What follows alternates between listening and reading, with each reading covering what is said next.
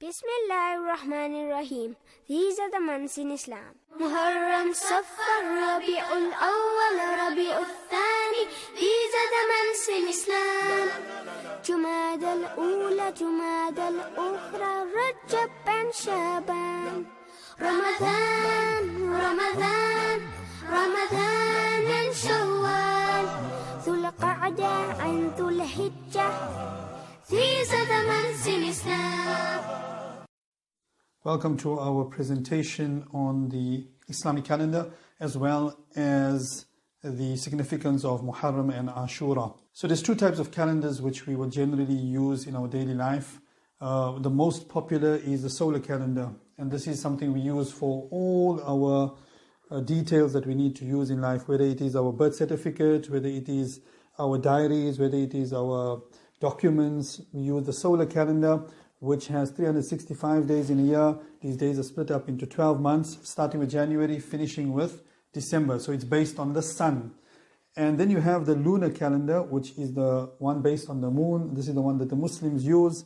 And this calendar consists of 354 or 355 days in a year. So 10 days less. So the lunar calendar is also split into 12 months. And the first month is Muharram, and the last month is Dhul Hijjah.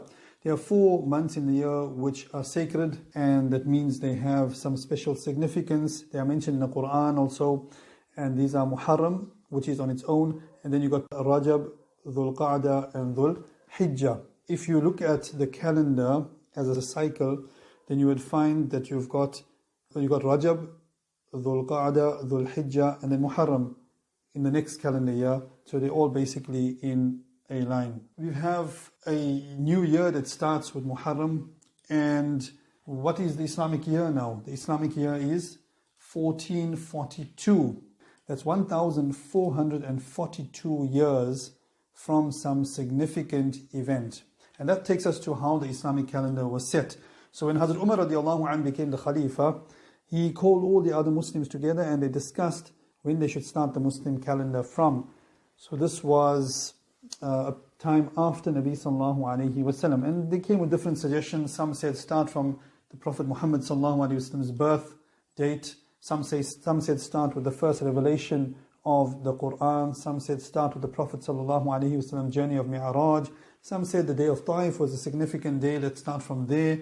And then eventually they came to the Hijrah. The Hijrah is the migration of the Muslims from Makkah Mukarramah to Medina Munawwara.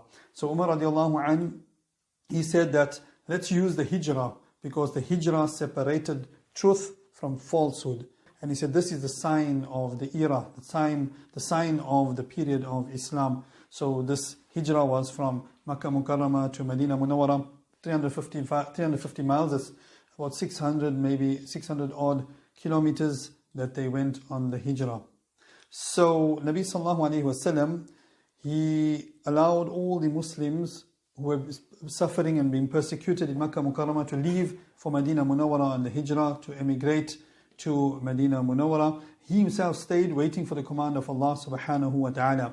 And then when he was given the command, he started going to Medina Munawwara with Abu Bakr radiallahu anh. The people at Medina Munawwara were very anxious. They were looking in the direction of Makkah every day from the treetops. They would go to the roofs of the houses and they would see, when is Nabi sallallahu alayhi wasallam coming to their city? They were very excited about this. When they saw Nabi sallallahu alayhi wasallam coming, the children climbed down and they packed the streets and they sang a welcome nasheed for him.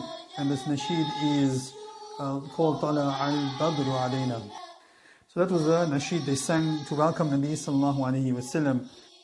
In Muharram, there's a very significant day, and that day is called Aashura. Aashura is the 10th of Muharram. Why is it a great day? Nabi sallallahu alayhi wasallam and the Sahaba radiallahu anhum used to fast on this day.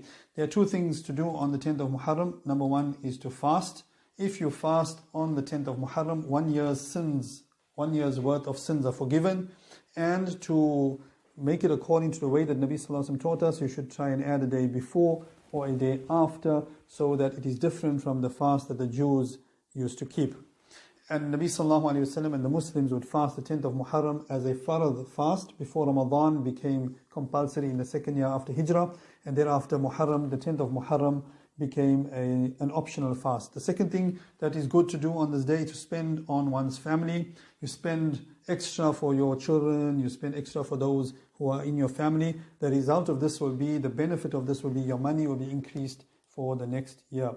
Muharram, Safar, Rabi'ul Awwal, Rabi'ul Thani. These are the months in Islam. Jumada al-Ula, Jumada al-Ukhra, Rajab and Shaban. Ramadan, Ramadan, Ramadan and Shawwal. Dhul Qa'dah and Dhul Hijjah. These are the months in Islam. Jazakallah khair for joining us for this Al-Hidayah presentation. Assalamu alaikum wa rahmatullah wa barakatuh.